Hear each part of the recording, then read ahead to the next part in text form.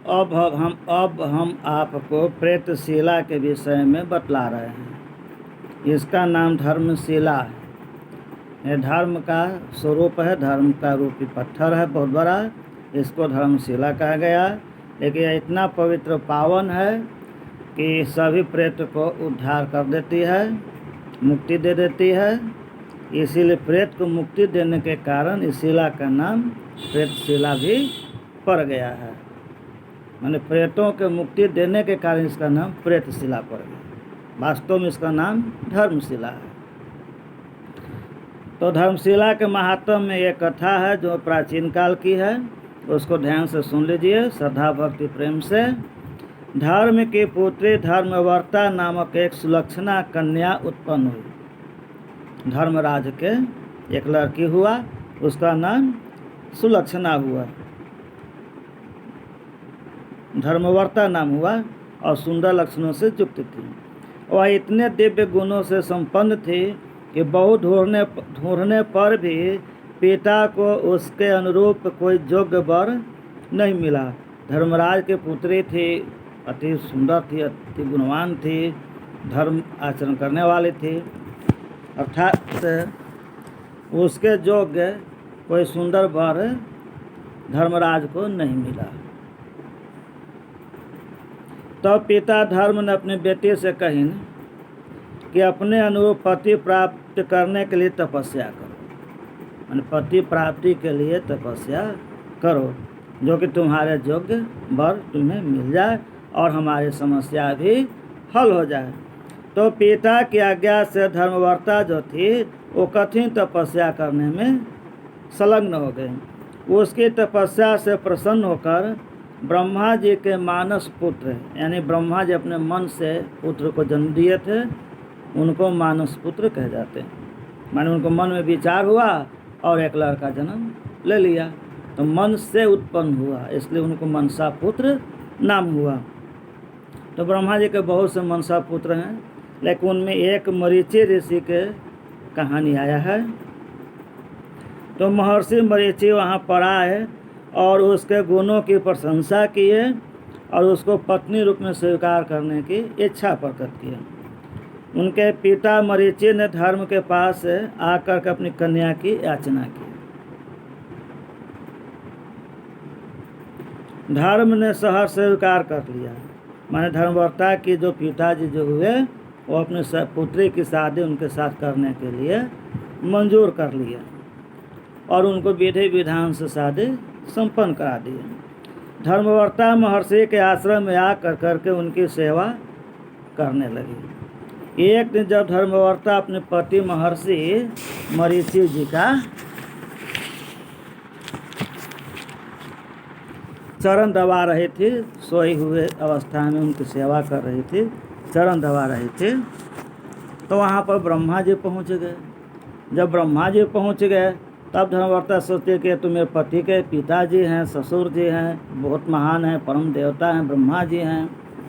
तो वो क्या किए कि जो पैर दबा रही थी सो पैर दबाने का कार्यक्रम छोड़ दी वहीं पर और उनकी सेवा ससुरा में इज्जत सम्मान करने में, पूजा करने में लग गई। जब महर्षि मरीचि जी का धर्मवर्ता के पति का जब नींद टूटा, जब यथी हुआ, तो उन्होंने अपने पत्नी को अपराधिनी समझ गए कि तुमने पति धर्म को भंग किया है, तुमने मेरा अपमान किया है, तुम मेरा सेवा छोड़ दी थी, इसलिए तुम अपराधिनी हो गई। पति सेवा से माने कि उसमें थोड़ा सा दाग लगे, कलंक हो गया, अच्छित नहीं हुआ। तो ऐसा सोच कर करके महर्षि जो है सो अपनी पत्नी को शिला होने का, पत्थर होने का श्राप दे दिए। साप दग्धा शिला भवः, वायु पुराण 107 और 27 में आया अध्याय में। तो इसके बाद धर्मवर्ता ने हजारों वर्षों तक कठोर तपस्या की। उसके तप से प्रसन्न होकर भगवान नारायण, विष्णु भगवान और अनेक देवता जो हैं सो उनके पास आए और कहेंगे तुम हमसे वरदान मांगो। तो देववृंद, मैं निखिल ब्रह्मांड में परम पावन शिला के रूप में प्रादुर्भूत हूँ। कहे कि हमको तो श्राप मिल चुका है पत्थर होने का, शिला होने का, तब यह तो मिटेगा नहीं, हमको तो शिला होना ही है, शिला तो होंगे ही। तो इसमें आप यही सुधार कर दीजिए कि शिला में भी हम उत्तम शिला हो जाएं, अति महान हो जाए, अति पवित्र हो जाए, इतना पवित्र हो जाए कि उसकी कोई बराबरी न कर सके।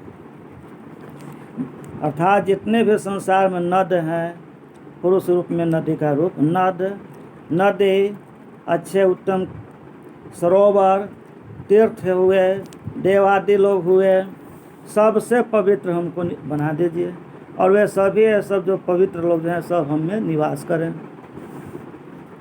जितने भी ऋषि लोग हैं, मुनि लोग हैं, साधु संत लोग का ही एक पद होता है, स्थान होता है। कोई ऋषि कहलाते हैं, कोई मुनि कहलाते हैं, कोई परम मुनि होते हैं, कोई जोगी होते हैं, कोई संत होते हैं।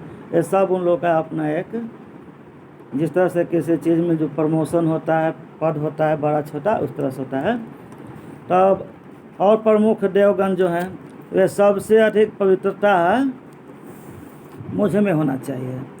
समस्त त्रिलोक में जितने भी व्यक्त अव्यक्त जीव हैं तीर्थ रूप धारण करके मुझ में ही निवास करें, माने बड़े बड़े संत महात्मा जो हैं सो। धर्मवर्ता ने आगे कहा कि शिला पर स्थित तीर्थ में स्नान एवं तर्पण कर जिनका पिंडदान श्राद्ध हो वे ब्रह्मलोक को प्राप्त हो जाएं। यानी कि मेरे पास जिनका पिंडदान किया जाए वे सब लोग ब्रह्मलोक में चले जाएं, ब्रह्मलोक की प्राप्ति हो जाए, चाहे वे प्रेत योनि में ही क्यों न हो। भूत योनि में, प्रेत योनि, ये सब मन निकृष्ट योनि होता है। यदि इस तरह से अधम गति को प्राप्त हुए भी पुरुष वर्ग, पुरुष यानी जो भी हो, महिला पुरुष जो भी हो, तो निम्न कोटि निम्न योनि में जो चले गए हैं वो भी उत्तम लोक को प्राप्त हो जाए, वैकुंठ ब्रह्म लोक को प्राप्त कर ले, जहाँ पर ब्रह्मा जी निवास करते हैं, उनका घर मकान जो हुआ लोक हुआ। उसी प्रकार यहाँ श्राद्ध करने से, तर्पण करने से, स्नान करने से अच्छे फल की प्राप्ति हो, जिसका फल का माने नाश न हो। पति प्रायण धर्मवर्ता के उन पवित्र वचनों को सुन करके देवताओं ने कहे कि हे धर्मवर्ती, तुम्हारी सब इच्छा पूर्ण होगी, यानी तूने जो भी वरदान मांगा सब हम तुमको दे दिया, तथास्तु, इसमें संदेह की बात नहीं है। तो गयासुर के सिर पर तुम जा कर के बैठ जाओ, स्थिर हो जाओ, तब चरणादि रूप से हम सभी तुम्हारे शरीर पर स्थिर होंगे। तब उस पवित्र पत्थर पर, शिला पर हम अपना चरण रखेंगे, हमारा चरण चिन्ह होगा, और उसी रूप में हम वहाँ पर विराजमान होंगे। इसीलिए पाद गया इसका नाम कहा गया, पाद गया स्थान पड़ता है, माने कि चरण का वहाँ महत्व होता है। ऐसा वरदान देकर के देवता लोग अपने स्थान पर चले गए, अंतर ध्यान हो गए। वायु पुराण 107 अध्याय हुआ, 57-58 से आगे की चर्चा होता है। तो जय हिंद, जय भारत। लाइक, शेयर और सब्सक्राइब करें। शिकायत भी कर सकते हैं, अच्छा सुझाव दें, मनोबल को बढ़ाएं, ताकि और इस तरह के हम धार्मिक कार्यक्रम आपको प्रस्तुत कर सकें। शंकर दयाल मिश्र, आदित्यपुर।